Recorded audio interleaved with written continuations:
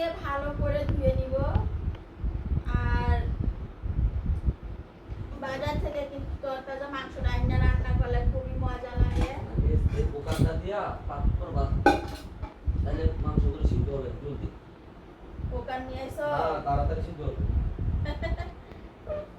পোকা নিয়ে এসে পোকার রান্না করলে মাংসটা কিন্তু তাড়াতাড়ি সিদ্ধ হয়ে যাবে। পোকাটা তো সুন্দর, অনেক বড়। ঠিক আছে, তোমার পোকারই রান্না করে দিব, তুমি খাইও মাংস। আব্দুল্লাহ খাবা না? আর পোকার রান্না করলে কিন্তু অল্প সময়তেই রান্নাটা হয়ে যায়। আব্দুল্লাহ, তোমার জন্য দেখো গরুর মাংস আনছি, তুমি আজকে গরুর মাংস খাবা। আব্দুল্লাহ রোজ খাইবো, ভাত খাইবো না। হ্যাঁ, রান। আব্দুল্লাহ শুধু গরুর মাংস খোঁজে, তারপরও আবার দেশি না ব্রয়লার মুরগি খেতে চায় আব্দুল্লাহ। আচ্ছা ঠিক আছে, তোমার রান রান্না আচ্ছা, দেব। তোমাকে একটা গরুর বড় রান এনে দেবো।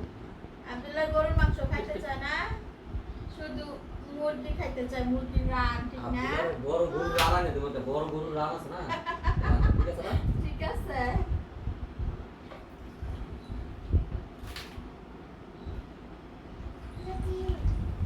মাংস দিয়ে নিতেছি।